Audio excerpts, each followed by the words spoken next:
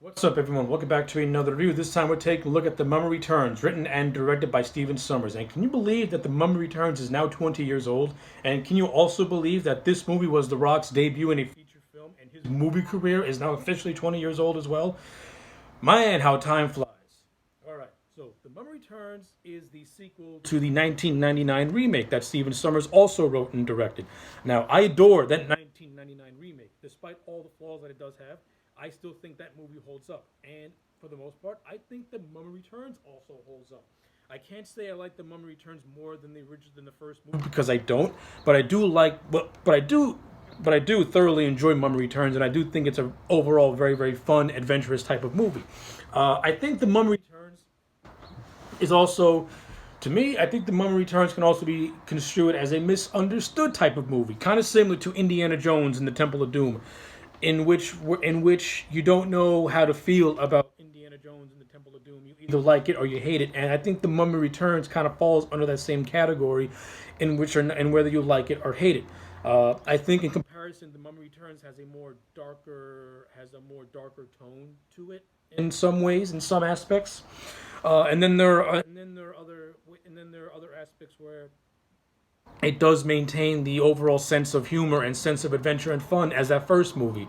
I also think that Mum Returns tries to be this big, grand spectacle, and I think in a lot of areas, Stephen Sommers succeeds. And I think in a lot of areas he stumbles, not because he did a piss poor job, but because I think he's trying to be a little too overly ambitious with this movie by trying to give it a big grand scope. Or I think he could have just taken more out of the playbook of the first movie and just expanded upon that. With this one, I think he tries to go all out. So like the overall plot of The Mummy Returns is this. There is this new character being introduced called the Scorpion King, played by The Rock. And this movie builds up the Scorpion King as like the be all end all. He is like the Thanos of this movie. Like if the Scorpion King gets resurrected, he's gonna wipe out the entire world with the army of Anubis. And the only guy who's tough enough to stop him is Imhotep, hence why Imhotep is resurrected in this movie. Because the people who are bringing Imhotep to life think that if Imhotep that if Emotep can beat the Scorpion King, then he's going to avert the dangers of world danger or something like that.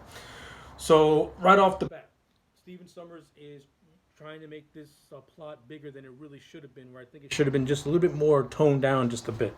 He's trying to throw a lot at you all at once. Because once Emotep gets resurrected, he kidnaps the son of Rick and Evelyn, known as Alex, and then he's also trying to continue to resurrect Anox on the moon. By this time, trying to put her soul into her reincarnated vessel. So, again, and all the while, Evelyn is having flashbacks to her time in ancient Egypt, and we find out that Evelyn is also a reincarnated version of Nefertiti, and that in her previous life, she and Anox on the moon were rivals. So, like, again, too many things are trying to be juggled with this movie, and I think Stephen Sommers is being a little too overly ambitious. And again, I think he should have toned it down a little bit. Like, I understand you want to make this movie feel bigger, you want to make this movie feel better, you want to justify why you're doing a sequel. I get it. I understand it. And like I said, for the most part, I think he succeeds with it. Because overall, this is still a very fun movie. Most of the original cast returns, and just like in the first movie, they're just as good in this movie, though I think they're more refined. Brendan Fraser as Rick O'Connell, he's still very likable as the leading man. He and Evelyn are now married, and they have a little son named Alex, and I like the addition of Alex. It's kind of like you kind of almost setting Alex up to kind of take over the reins of his family if more movies were to have been made. So I enjoyed all that. Jonathan Hanna, he's still really funny as Evelyn's brother. This movie introduces a new character named Izzy, who is pretty much the Benny of this movie, another one of Rick O'Connell's friends. Though I think Benny as a character, I got more mileage in terms of comedy. I got more mileage out of Benny from that first movie. But I don't mind Izzy. I think he's cool. I think he and Rick have some good bantering, and Izzy and Jonathan also have some good comedic moments of themselves as well. So I like all of that stuff. Arnold Vosloo, once again, he's really good as Emotep, and the skewed Romeo and Juliet romance that he has with Anox on the moon is further expanded upon, especially once he actually succeeds in resurrecting her. So yeah, that stuff is cool, and Emotep finally gets to have a payoff. I also think it's actually pretty cool at the end where Nox on the Moon pretty much leaves Emotep for dead once Rick kills the Scorpion King. I thought that was pretty cool too.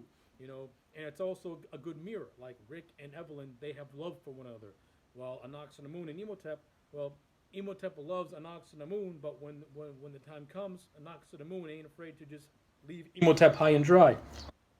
So I like all that. You really get the sense that Emotep, he is at the end of the day, yeah, he is a badass and he's a villain, but he does have a tragedy to him as well. And like I said, I always thought Arnold Vosloo did a good job at conveying a lot of different emotions when it comes to his portrayal as Emotep. Very underrated performance. A lot of the supporting cast in this movie, they are good, though I think this movie crams a little bit too much into it. I think The Rock, as overall as an actor in this movie, I mean, the opening prologue where we see The Rock acting badass as a Scorpion King is actually really, really cool. But he doesn't come back until the end of the movie where he's just a CGI half man, half scorpion type creature. And and it's kind of underwhelming, to be honest with you. I'm sorry. Like this movie builds up the Scorpion King as this be all end all villain, and when you finally get to the end of the movie, I don't really feel Rick and Emotep have a good enough fight with the Scorpion King themselves, mainly because for the majority of that third act, Rick and Emotep are fighting one another. Evelyn, who was killed about 5 minutes before the Scorpion King was resurrected. Yeah, this movie did an Evelyn death fake out, which I did not like whatsoever. She's fighting Anox and the Moon. Jonathan and Alex are just hanging around doing stuff. Like the third act of the movie, when they get to the pyramid, is complete has got so much stuff happening that it's hard to keep track of. And I think the overall big fight kind of gets underwhelming because you also got Artifay and the Magi, fighting off the army of Anubis. So it's like the third act of this movie, Stephen Summers tries to throw so much at you, and it gets kind of overwhelming, and you're kind of like, yo, tone it down a little bit. Like the first movie had a better third act because it was just very contained. The third act in this movie's got like 6,000 different things happening. It's Mummy Returns, when you want to make a comparison. It kind of feels like Endgame, but it's trying to be a bigger spectacle when it should have been more toned down. That's just me personally. Not saying the third act is bad overall. It is very enjoyable and entertaining, but a lot of stuff happens in it where it's hard to keep track of. Let's see. I also enjoy. I mean, and I will say this. I also like the whole idea of Alex being kidnapped by Emotep because Alex has the Scorpion has the bracelet of Anubis on, and this bracelet kind of acts like a map in a way.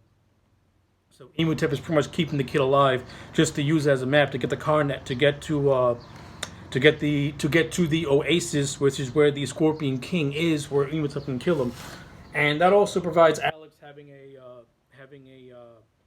a banter with this other character named Lochna, who is pretty much a henchman to Emotep, and he and Alex have a very not have a very antagonistic relationship with one another. I mean, I thought that stuff was okay, nothing spectacular or anything. I thought it was fine.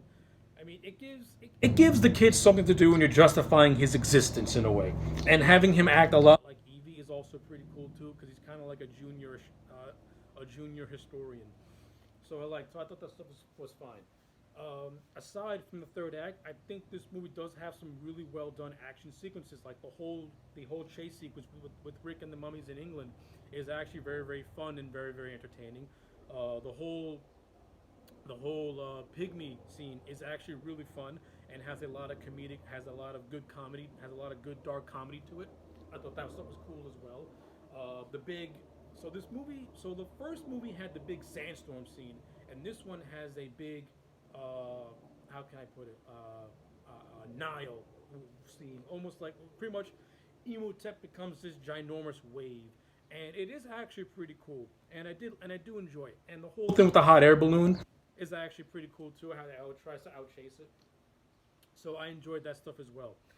So yeah, all in all, I think The Mummy Returns, as a movie, I think it really does hold up. I like it a lot. It is very, very entertaining. Like I said, it's not as good as the first movie, but that doesn't make The Mummy Returns a bad movie at all. I still enjoy it. It's still really, really good. Stephen Summers still proves that he has a lot of love and reverence for the Mummy mythology and the Mummy character. And I appreciate the man for trying to make this movie feel like a grand spectacle and feel like a final concluding chapter, while also, but with the addition of Alex, leaving it open for him to potentially take over the franchise. All right. So yeah, with all that being said, The Mummy Returns for me gets a solid 8 out of 10. Same grade as the first movie. So yeah, those are my thoughts. Let me know yours in the comment sections down below. Like the video and subscribe, and I will check you back next time for more.